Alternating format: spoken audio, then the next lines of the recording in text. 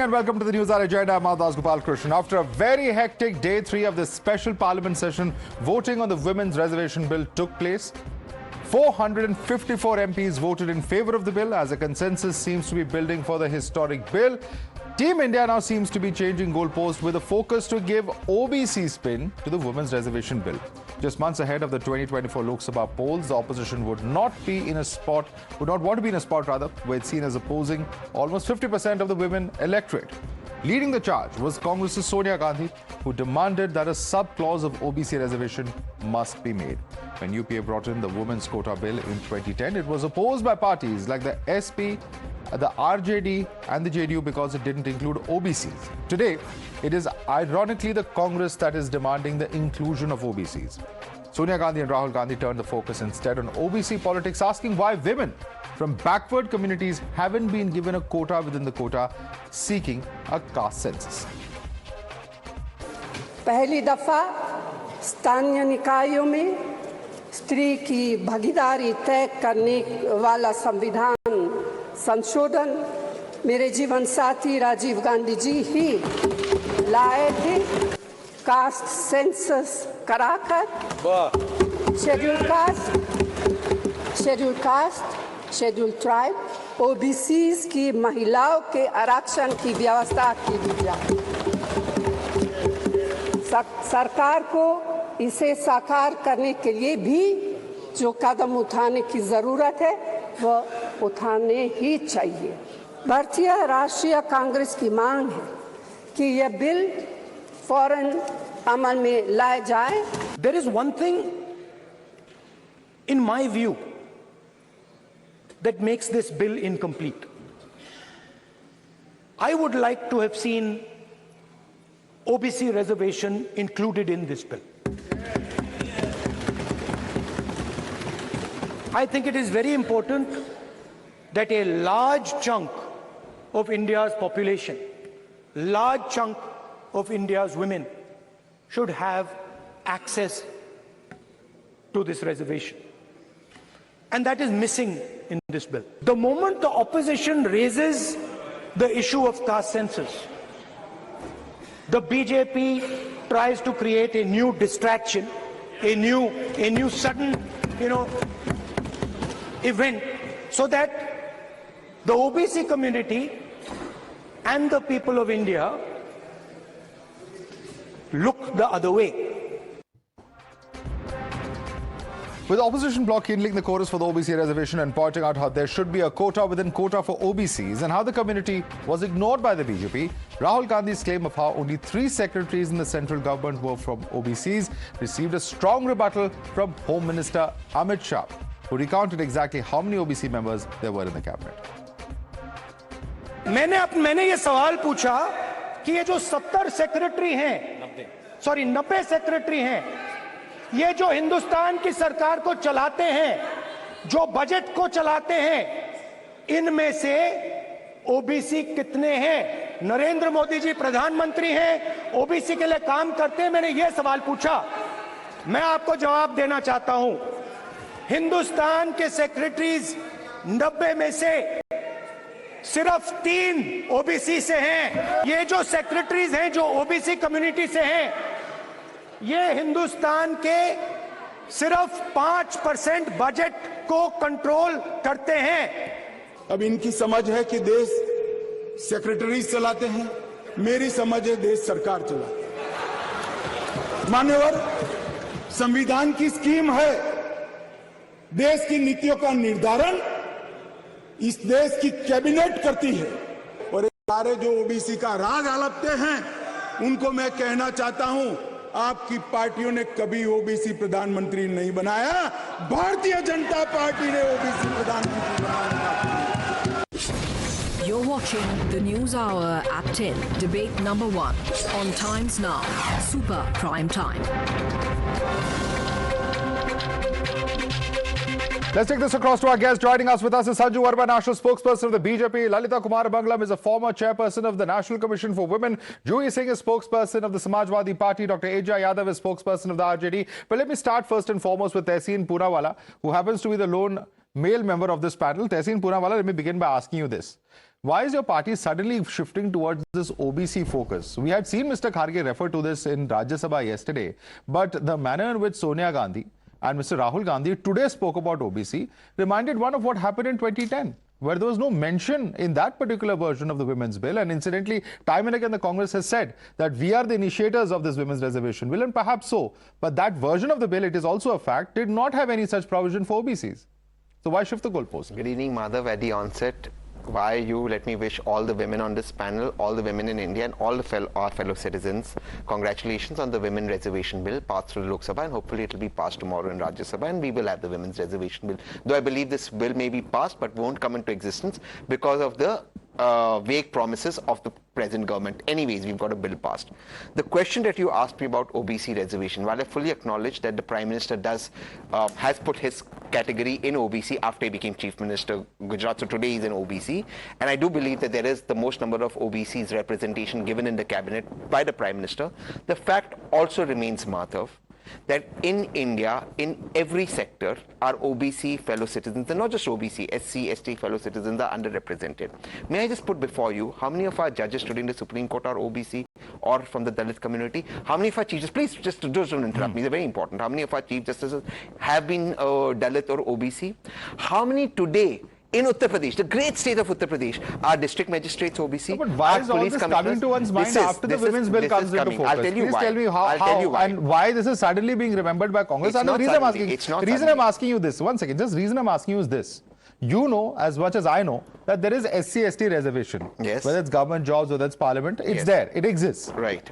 To bring in OBC reservation, for which A, there is no constitutional provision, B, other backward classes as a class is not defined. It's not the same. There are different communities across states. It's going to be a gargantuan exercise to even establish or bring in a national norm for what constitutes or who constitutes an OBC. And therefore, by bringing in this clause, the BJP is saying that you're asking for something that's not constitutionally possible. You're accusing them of delaying it, but actually you're delaying it is what the BJP's accusation is. Thank you for that question. Now hear me out, because every time when I start speaking on this subject, somehow, and I know it's not intentional, there are always an interruption so the viewers can't hear. So just allow me to finish. I'll be very brief, but your viewers will understand. You spoke about the SC/ST reservation, which is constitutional. I challenge you, Madhav, and ask your team behind to send you the data. All our vice chancellors, whether in central universities, how many the provisions for the SC, how many are SC vice chancellors? Ask your team right now to do the research. How many are ST? Ask them how many posts have been filled. The posts are vacant. Even what is constitutional mandated not play. Ask your team also to do one more research. Right now in the state of Uttar Pradesh, tell how many DMs and police commissioners and SPs are SC, ST. Just tell them to do the research. And you'll see. Now, you're going totally off subject. Sir, I request you, don't interrupt me. Now, allow me. Therefore, but come to the subject, sir, please. Therefore, I am saying, we want a caste census, क्योंकि जिसकी जितनी संख्या भारी उसकी उतने हिस्सेदारी. Why do you believe, you as in not you, that people from the SC, ST or OBC community, as our Prime Minister has rightly shown, are not capable of leading? Just as our Prime Minister is. They should get their due full post. जिसकी जितनी संख्या भारी उसकी इतनी हिस्सेदारी. Let me bring in Sanju now. Tell them to say it's no. Okay, one second. Sanju Verma, the problem is there is no proportional representation. Although there are questions about why it is suddenly coming up in the middle of the women's reservation bill. Nevertheless, he's saying there's no proper representation, whether it's university vice chancellors, whether it's DMs, whether it's judges, and that's something that has to be corrected. Please respond to Tehseen. Madhav, I did not heckle Tehseen, I need my time. I've come into the debate after listening to Tehseen for the last 6 minutes. I just have this to say. Today is a historic day. 454 votes in favor of the women reservation bill, which means 83.6% of the members present and voting, though all that the BJP-led NDA needed was 66%, which comes to a 2/3 majority. So historic, iconic, Modi hai to mumkin hai. I say that not once, but a zillion times. और आपके पेट में सुनकर दर्द होता है, learn to live with the truth. You can build flaky castles in the air, and Tehseen, you can have that smirk on your face. But the fact is, forget, speak to each other. Why do you say all this? Be polite, na? Will you please keep quiet? But why can't you be polite? पेट में दर्द होता है. Okay, let's okay. One second. मेरे पेट में कोई दर्द नहीं होता. बढ़िया आप से मेरे. Okay. Please keep quiet. क्या है यार? पेट में दर्द हो रहा है. क्यों होगा पेट में? It's okay. Let's not. Sanju, no personal jibes, please. No personal jibes. Tehseen is not saying he will not interrupt you, but let's not get personal. Okay. Yeah, go ahead. It was not personal. I said aapke. When I said aapke, it was for the Congress party in general, and I don't think Tehseen Poonawalla represents the Congress. If he's taken it personally, too bad for his fragile ego. Now let me make my point, Madhav, without being interrupted. You know, here, Tehseen, and without now being, cantankerous, very humbly, let me tell him, this is pointedly to him. Very rightly he asked, कितने magistrate, DM, SDM, blah blah, Uttar Pradesh में OBC से हैं. Today is not the day when BJP needs to be asked questions, and I'll tell you why. Right from 1996, when H.D. Devegowda tried making the women reservation bill a reality, but failed to do so, including Atal Bihari Vajpayee, who introduced it at least on 3 occasions, but failed to bring it to fruition. Even Sonia Gandhi, if we have to give credit to the Manmohan Singh dispensation, that they did make a valiant effort in 2010, but they failed to bring it to fruition. I am a strong believer in the fact that an idea is only as good as its execution. I am a firm believer in the fact that you can build flaky castles in the air, but if you refuse to implement your ideas, no matter how brilliant they are on the ground, they are worth zero. Okay. And the credit goes to Narendra Modi, unadulterated credit for finally bringing to fruition an idea whose time had come long since. Okay. Point number 2, Tehseen, and please give me a minute, Madhav. Okay, please complete quickly. Yeah. Questions. Yes, very quickly. When you ask questions to the BJP, and this is also for the Congress, because I've been on a zillion debates in the last 72 hours, and Congress वाले कहते हैं, अरे OBC के लिए क्या किया आपने?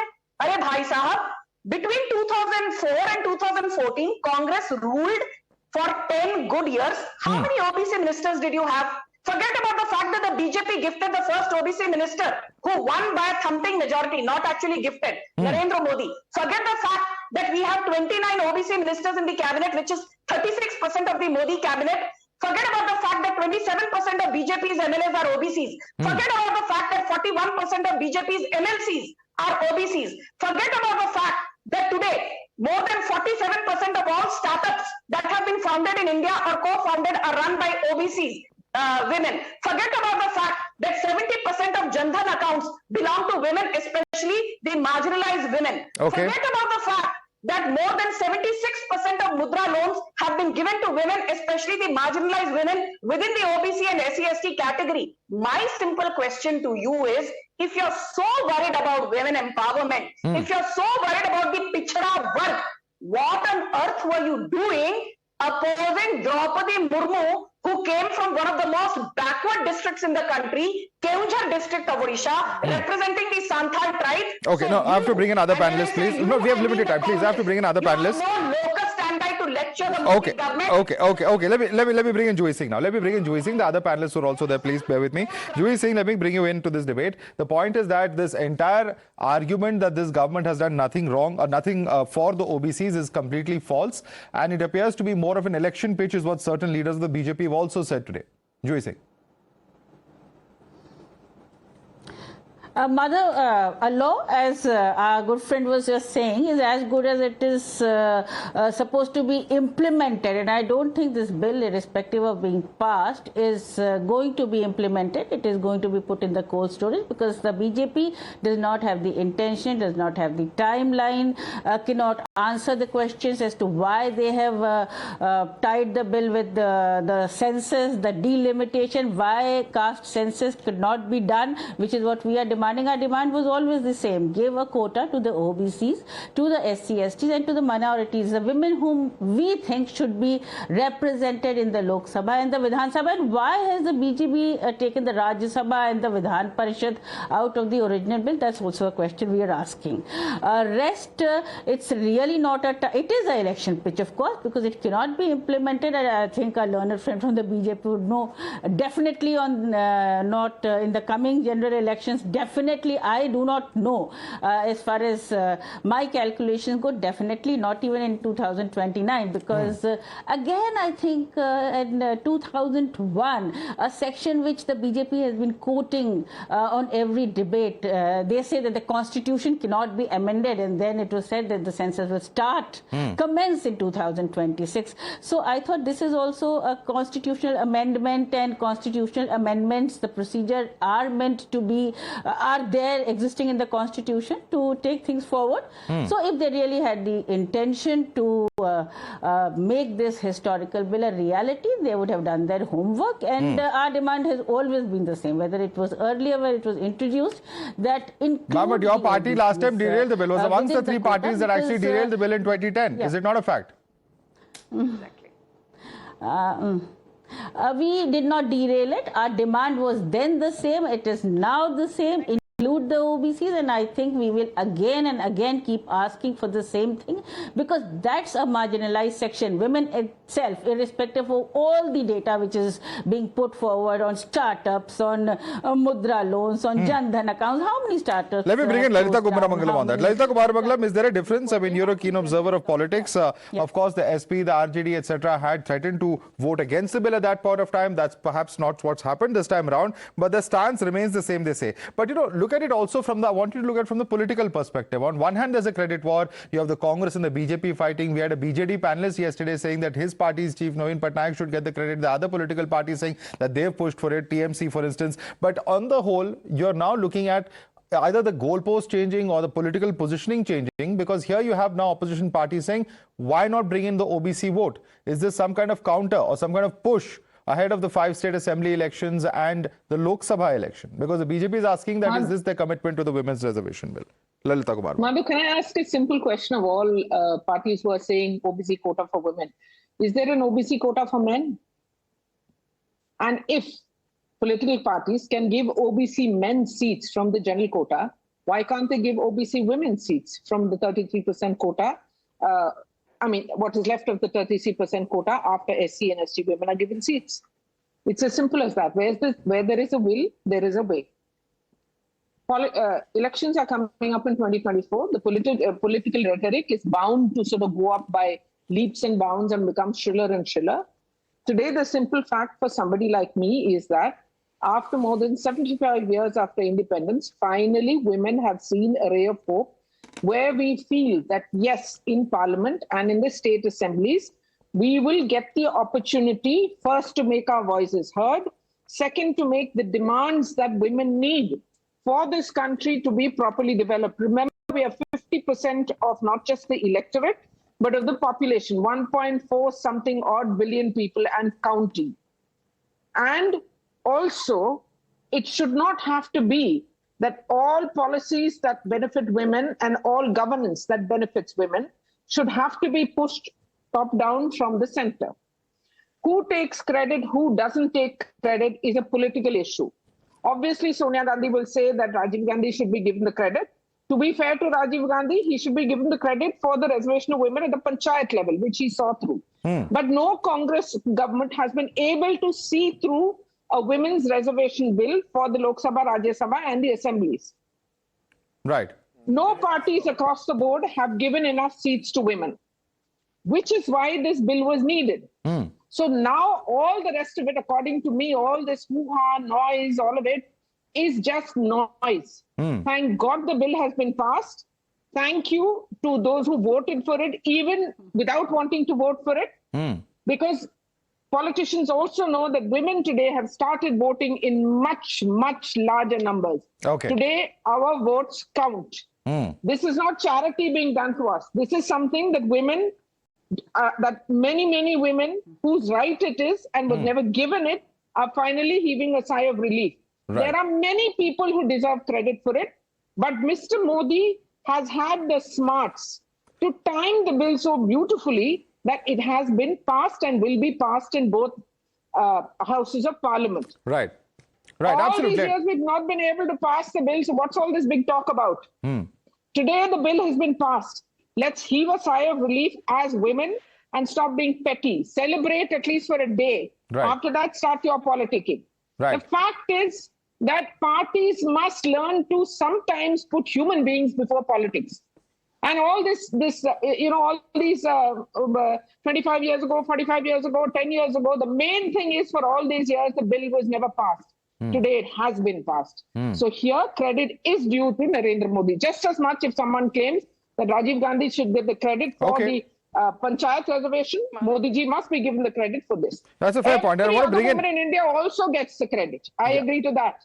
Every woman also in India gets the credit and the congratulations. Certainly. The fact is that it's been passed by Lok Sabha. We are expecting it to be passed by Rajya Sabha tomorrow also, by all means. Of course, remains to be seen what happens there. But let me bring in the spokesperson of RJD. Dr. Eja Yadav, you're a woman spokesperson of the RJD. Your political party has been one that has actually pushed back this bill on multiple occasions within the parliament. The difference today, as you heard Lalita Kumaramangalam say, is that this is a government that has been able to ensure that the bill gets passed by an overwhelming majority, except for maybe 1 or 2 votes which went against. It's an overwhelming majority, way more than the 2/3 required for a constitutional amendment. And that's the difference on ground today.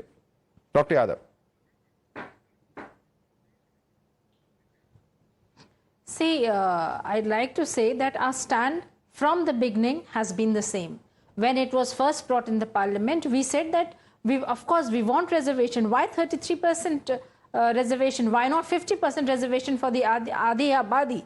But here what our stand is that until and unless you complete the caste census, how will you know kiski kitni jansankhya hai? Jiski jitni jansankhya hai, they should be get. Accordingly, reservation should be allotted to them. This is what our stand then was, and today also our stand is very clear. But then you were threatening to derail the bill. Then you were threatening to vote against the bill. Bill copies were torn inside the parliament, ma'am. Today now, of course, you're not present in the Lok Sabha. That's another matter altogether. Yes. But there is no such threat that you are giving today. See, but then our stand, as I said then and now, it's still the same. We want quota within quota. We want caste census. Reservation should be done as per the data provided by the caste census. Otherwise, this 33% reservation for the women will only reach to the women of the affluent families. But that's not happening, is it?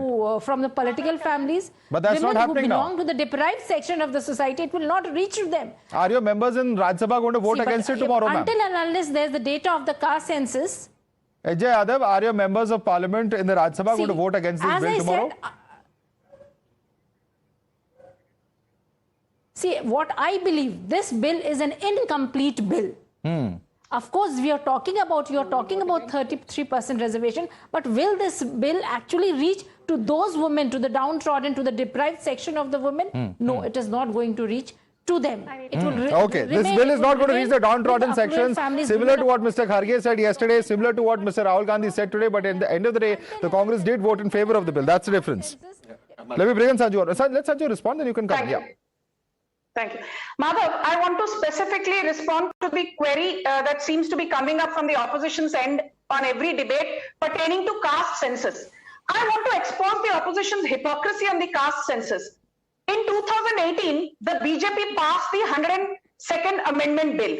And then in 2021, with an absolute majority of more than 2/3, we passed on the floor of the House the OBC Bill.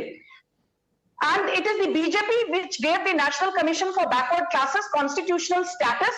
But I will talk specifically of the 2021 OBC Amendment Bill. We said that henceforth, the power and the decision to draw up an OBC list will not be limited to the central government alone. It will not be limited to suggestions provided by the NCBC alone. And you don't have to take the approval of the president. States were given the power via the 127th Amendment to draw up their own OBC lists. And why was this done? Because many opposition parties said कि जब तक हमको OBC list draw करने का अधिकार नहीं मिलेगा, how can we move forward on the caste census? So today I want to ask the panelists from the Samajwadi Party and the RJD and anybody from the Congress also who's listening to your program. We passed the 127th Amendment and gave power to the states in the true spirit of federalism way back in 2021. How many states from the opposition have drawn up respective OBC lists? जब आपने basic काम नहीं किया तो आप किस बलबूते पर आज कास्ट सेंसस की दुहाई दे रहे हो? पहले बताइए बिहार में कितने लोगों को अभी ओबीसी लिस्ट के तहत आपने इंक्लूड किया है पोस्ट 2021? आपने कहा था 671 कम्युनिटीज को हम बिहार में ओबीसी समुदाय वाली लिस्ट में लेकर आएंगे. Let Ajay Yadav respond to that. Specific question on, one second, it's a specific question of Bihar, so I want Ajay Yadav to respond to that. Ajay Yadav, please respond to Sanju Verma. Yes, I'd like to answer this. Bihar is one state, despite all hurdles by the BJP, we managed to complete our caste census, and soon the data will be displayed. It was because of the intervention of the High Court that RJD and JDU managed to complete the caste census. BJP throughout has been against this, but thanks to the Honorable High Court, with the support of the Honorable High Court, we managed to complete this. I want to ask you, do you have the caste census data in Gujarat? Narendra Modi is always against caste census. Here, when we are talking about caste census and reservation, Sanju, let Sanju respond. One second, just 1 second. Let Sanju respond. Social justice. Sanju, you raised the question. She's saying that there's a double standard. There is no caste census in BJP ruled states. Please respond to her. No, why should I respond? You asked her a question. She's saying you are not following what you are preaching. Yes, so no. Now let me educate her. 671 communities were supposed to be brought under the OBC list by RJD, but RJD has failed to do so. Point number 1. The BJP said in BJP ruled states 2663, 2663 communities will be brought under the fresh OBC list, and we have done that. Let me just come in now. I think this is a bit of an aside to a serious issue that we are debating. One second. Tehseen, I'm asking you a question. 1 second, I'm asking you. One second. Tehseen, please allow me to conduct the debate. I'm asking you a question. You can respond to my question. This is what. No, you can't respond. Please respond to the question now. We have settled this debate. Let me come to a simple point. 9th March 2010. This is what then UPA Law Minister Veerappa Moily said in the Lok Sabha. He said that last point I would like to clarify is about the reservation of OBCs, minorities and the rest. As you all know, as on today, we have reservation only for scheduled caste, scheduled tribes. We do not have the data for the entire nation because after 1931, no national census has been done. A backward class survey in one state may not be the backward class for another state. If you want real reservation for OBCs and minorities, we need to address many other issues. I do not want to prolong this. I commend this bill for consideration passing by the House. But the point is, your own minister, Mr. Veerappa Moily, has said that there is no basis for OBC reservation. So on what basis are you demanding it then? Okay, perfect. I've understood your question. Please don't interrupt me. Your viewers have to understand. But answer this question first. Yes, answering this, I'm going to answer and expose the lies of the BJP and completely expose them. And I'm using Economic Times and Times of India. So you can fact check me, ask your team to fact check me. Go on. Yes, Veerappa Moily said that. Because there was no data for backward castes. Census was done in 2011, states had to submit the data. By the 102nd constitutional amendment by the Modi government, this power of states to draw the OBC list was taken away, which was subsequently restored by the 127th amendment that Sanju Verma is saying later on. They actually took away the power of the states. Now, as of today, please check with your team. The Bihar government is in the Supreme Court pleading that our caste census is done, allow us to release it. The central government and the BJP is opposing it in the Supreme Court. Check with Harish Nair, call him on speakerphone right now. You cannot come here, I am sorry, and blame the Congress, which asked states to do it. They did a constitutional amendment, took away the power of the states, and now they're coming on TV and saying, we gave the power, you took it away from the states, thus dealing the process. Now let me expose them with one line. Please tell us, is there an OBC list in Rajasthan, yes or no? Yes, it is. It is ready to come out. You are the one opposing it in Bihar. Why are you in Supreme Court? Tell me what have I said is a lie. Bihar has completed it. It wants to release it. You've gone to Supreme Court. Why have you gone to Supreme Court? Okay. Now she's changed the goalpost. Ask her to answer on the 102nd constitutional amendment. All right. Let me just you cannot come on national TV. Quickly make your point. Complete your point. I just want to make one more point. You know, there is a phrase, surgery successful, but the patient hasn't recovered. This bill is passed. Yes, surgery successful. But when is the reservation coming? And Madhav, when this news came in and you and Times now broke the story that the reservation is coming, women's reservation, you and I spoke about this. Even in 2029, this reservation will not go through. Because they don't have Okay. Let me bring in Lalita Kumar Bangla on this. Lalita Kumar Bangla, here you have Tehseen Poonawalla saying that even in 2029, it will not go through. Because there are so many hurdles, there are so many potential obstacles. You've asked your question. Let her respond. Don't take her time. Let Lalita Kumar Bangla respond now. Yes, Lalita Kumar Bangla. Madhav, if there are men like Tehseen who are batting against it, obviously it's going to be very difficult to get it through. And I don't No, think one it is second, in a one second. Control, language. Language is a two-way street. Personal all the time. I thought you said you don't interrupt. Let me speak. No, but why are you getting personal? One second. Okay. Why are you saying men like Tehseen? Okay, one second. He says that's a personal comment. Okay, one second, Tehseen, calm down. We have limited time. Please. I am requesting Lalita Kumar. What exactly do you mean by men like Tehseen? Yeah, why are you making a personal remark? Is his question? Look, please respond. Okay, whether men or women, if Tehseen wants some sort of salve on his wounded ego, whether men or women, when a bill has been passed after so many years, instead of nitpicking, what we should do, can I please talk, Tehseen? I didn't interrupt when you talk. Can I please talk? No, you don't make personal. If you can't take one second, Tehseen. I am for women's reservation. One second, Tehseen. Against it. One second. Let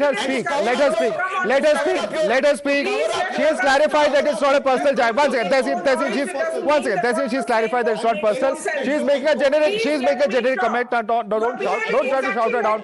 Don't try to shout her down. Let her make a point. Yeah. She said it's not personal. Now let's go on. Let's carry on. She should apologize. One second. Lalita Kumar Mangalam. Yeah, go ahead. Personal jibes, yeah. 1 second, Tehseen. Now you can't do this. Let her make a point. Madhav, the point is that it's taken years to even bring the bill to the point where the Lok Sabha has passed it. I said this earlier, we have elections June 2024. Every party wants to make all women voters feel that they are the ones who are the sponsors of the bill, right, who are the people who support women always, etc., etc. The simple fact is parties across the board have not given women enough seats. Hence, the women's reservation bill was brought in. And it was brought in by a man from what we say, Pichra Hua class, OBC, SC, ST, all of that, I'm not getting into it. If parties want to give seats to OBC women, let them give it from the general quota like they do for OBC men. Nobody has been answering this question that I've asked over and over again. All parties. Okay. One second. No. I don't have time. I'm sorry. This is a very important debate. We have, of course, seen what's happened in the Lok Sabha today. All eyes will be on Raj Sabha about whether there's any kind of hurdle that the bill is going to face. Incidentally, there were two MPs who actually voted against this particular bill today. We'll be talking to them as well and about what that party stand is, if we can, through the course of the day tomorrow as well. But on that note, I'd like to thank all our panelists for joining us on debate number 1. Sanju Verma, Lalita Kumar Mangalam, Juhi Singh, Dr. Ajay Yadav and Tehseen Poonawalla.